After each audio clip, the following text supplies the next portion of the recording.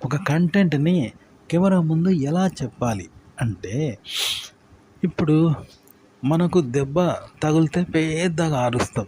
కానీ వట్టిగానే అరుస్తామా? దెబ్బ తగులుతంటే కావాలి మనం అరవం కదా! ఆ నొప్పి అరిచేలా చేస్తుంది కదా!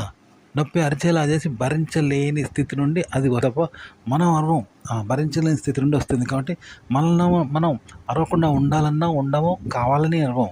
ఆ నొప్పి భరించలేని స్థితి మనల్ని అలా అరిచేలాగా చేస్తుందనమాట. అది నొప్పిలో భాగమే ఆ అరుపు. మనం కాదు అరిచేది. మనలో భాగం కాదు. ఆ నొప్పిలో భాగంగానే అరుపొస్తుంది కదా! బట్ అది నొప్పికి సంబంధమైంది ఆ అరుపు అనమాట. మనం కావాలని అరవము. దాన్ని నిరోధించుకోలేము ఆ అరుపుని.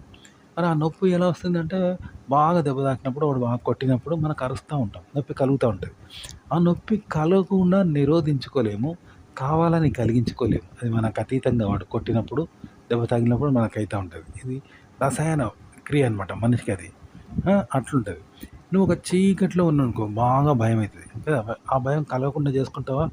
భయపడతాం. కానీ అది మనం కలిగించుకుంటామా? కలిగించుకోము. ఆ భయం అనేది నిరోధించుకోలేము. కావాలని కలిగించుకోలేము. మనలో కలుగుతా ఉంటది. అప్పుడు ఏం చేస్తాం? పెద్దగా అరవడము, కేకలేయడము, అయ్యో! బాబోయ్! అనడం, పారిపోవడం ఇవన్నీ చేస్తాం. ఇవి కూడా ఆ భయంలో భాగమే. ఇవి కూడా కావాలని చేయము. దాన్ని నిరోధించుకోలేము. మనకు అతీతంగా జరుగుతా ఉంటాయి అట్లా. ఆ భయం వల్ల అలా జరుగుతాయి. భయం ఎట్లయితే కలుగుతుందో మనకు అతీతంగా దాన్ని నిరోధించుకోలేము. కావాలని భయపడము. అట్లనే ఆ భయం వలన వచ్చే అరుపులు, ఆదుర్త, భయము, కేకలేయడము, గజగజ వణకడము, భీతెళ్ళడము ఇవన్నీ ఉంటాయి గదా! అరవడము ఇవన్నీ ఉంటాయి గదా! ఇవన్నీ గూడా మనం కావాలని జెయ్యము. ఆ భయం వల్ల అలా జరుగుతా ఉంటాయి. దాన్ని నిరోధించుకోలేము. కావాలని చేయము. ఆ బలం వల్ల అలా అయితామన్నమాట. ఓకే. అట్లనే మీరు ఒక కంటెంట్ చదివినప్పుడు మీలో కలిగే ఫీలింగ్స్ ఉంటాయి. లవ్వు, రొమాన్సు, శృంగారము, భయము, ఇంకా ఆవేశము, పిరికి, భయము, క్రోధము, ధైర్యము, సాహసము, భావావేశము, వ్యతిరేకత, అనుకూలత, ఆ! కన్నీరు, సంతోషం ఇలా ఎన్నో కలుగుతాయి కదా!